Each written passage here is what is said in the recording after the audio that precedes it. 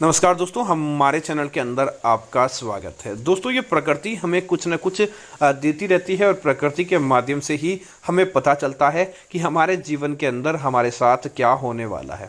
दोस्तों, आज हम आपको बताने वाले हैं कि घर के अंदर दोस्तों समय रहते वाले कुछ न कुछ लोग दोस्तों आपको ऐसे चीज़ देखने को मिल जाती है। दोस्तों, तो ऐसी चीज़ हमें आगे बढ़ने की प्रेरणा देती है। तो आज हम आपको बताने वाले हैं कि अगर आपके घर के अंदर इस प्रकार के जीव आपके घर के अंदर आते हैं तो आपको बहुत ही शुभ परिणाम देखने को मिलता है। साक्षात माता लक्ष्मी का योग आपके घर परिवार और आपके जीवन के अंदर देखने को मिलता है अगर यह चीज़ें आपके घर के अंदर आती है। तो बात करते हैं उन चीज़ों के बारे में। सबसे पहले दोस्तों बात करें तो मोर की।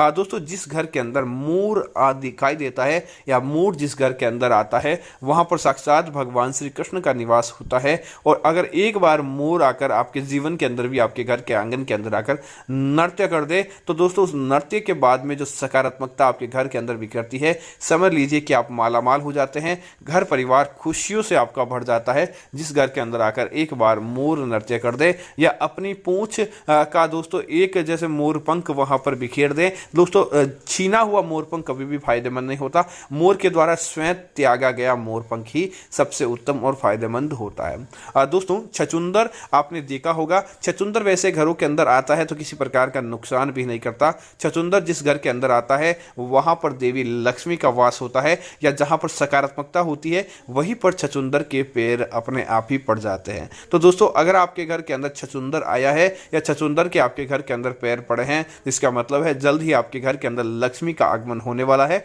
और लक्ष्मी जी आपके प्रसन्न है। दोस्तों, इसी तरह तितली एक छोटा सा जीव है, लेकिन दोस्तों तितली हमेशा जहां नई संरचना होती है, जहां नया कुछ देखने को मिलता है वहीं पर तितली के पांव पड़ते हैं। तितली अपने पंख फैलाकर वहां पर आती है। तो दोस्तों, अगर आपके जीवन के अंदर किसी प्रकार का नया समाचार आने वाला है या नई खुशखबरी आने वाली है या आपके घर के अंदर अब पवित्रता देखने को मिल रही है तो इसका मतलब आपके घर के अंदर अब तितली का आगमन हुआ है। तो आने वाले समय के अंदर आपको अच्छी से अच्छी चीजें देखने को मिल जाएगी।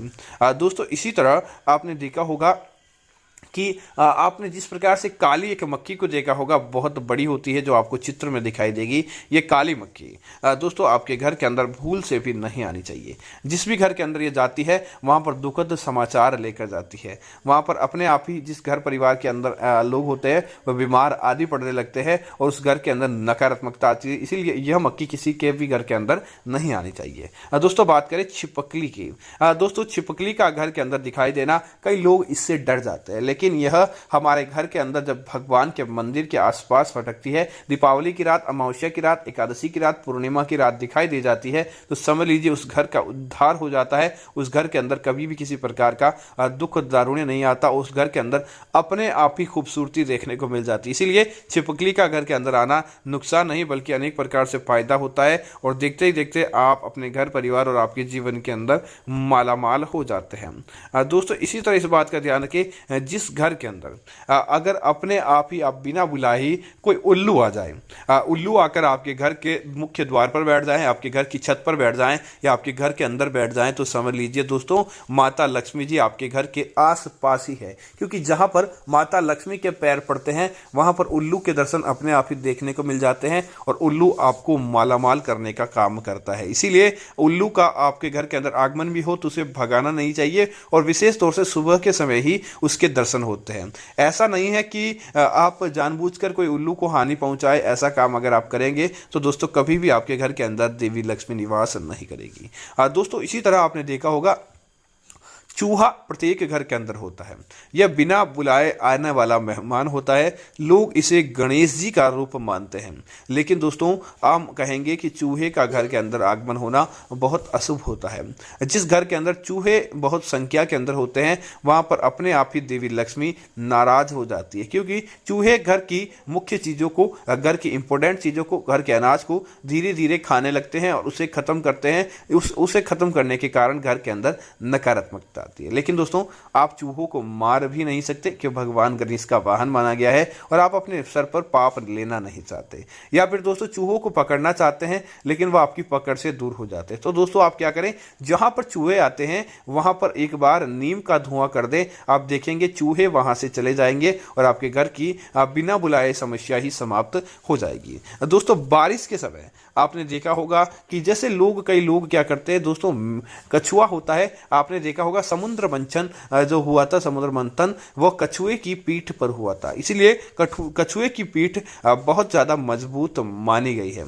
तो दोस्तों अगर आपके घर के अंदर बारिश के दिनों के अंदर अगर आप समुद्र नदी के आसपास रहते हैं और कछुआ चलकर आपके घर के अंदर आता है, तो दोस्तों समझ लीजिए कभी भी आपके घर के अंदर किसी प्रकार का दुख दारुण्य नहीं आएगा, अपने आप ही आपको फायदा देखने को मिल जाएगा। और जिस घर के अंदर कछुआ रहता है वहां लक्ष्मी आती तो है लेकिन दबे पांव वापस लौट कर नहीं जाती, वहां पर सदैव स्थायी वास बना लेती है और उस घर के अंदर कभी भी किसी प्रकार का दुख दारुण्य देखने को नहीं मिलता है। इसलिए कछुए को पालना, कछुए का पीतल के रूप में भी घर के अंदर रखना या कछुए का घर के अंदर आगमन होना बहुत शुभ माना जाता है और देवी लक्ष्मी उस घर के अंदर दिन दूनी रात चौगुनी गति से वृद्धि करवाती है।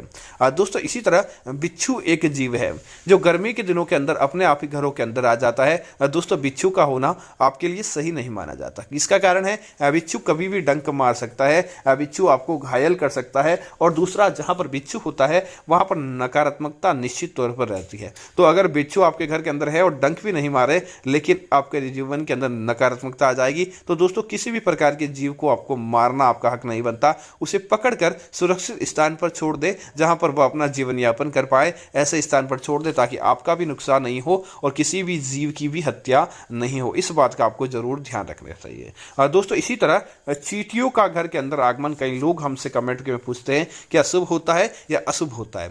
दोस्तों जिस घर के अंदर काली चींटियां आती है और एलम्पेल चलकर कहीं चली जाती है, दोस्तों उस घर का कोई भी बाल बाका नहीं कर पाता। काली चींटियों का घर के अंदर आना शुभ माना जाता है। काली चींटियां किसी प्रकार का नुकसान भी नहीं पहुंचाती है, वह खाने की तलाश में आकर चली जाती है। ऐसी चींटियां जब आती है तो वहां पर सकारात्मकता रहने लगती है, इनकी जो वाइब्रेटिंग मोड होता है उससे भी घर के अंदर सकारात्मकता आती है। लेकिन दोस्तों उसके उलट लाल चींटियों का घर के अंदर आना शुभ नहीं माना जाता। जहां पर लाल चींटियां आती है वहां पर नकारात्मकता निवास करने लगती है, वहां पर देखते ही देखते दरिद्रता आने लगती है। इसीलिए लाल चींटियां आए तो उन्हें तुरंत घर से बाहर कर दें या ऐसा किसी प्रकार का उपाय करें कि वह आपके घर के अंदर प्रवेश नहीं कर पाए, तो निश्चित तौर पर आपका कल्याण होगा।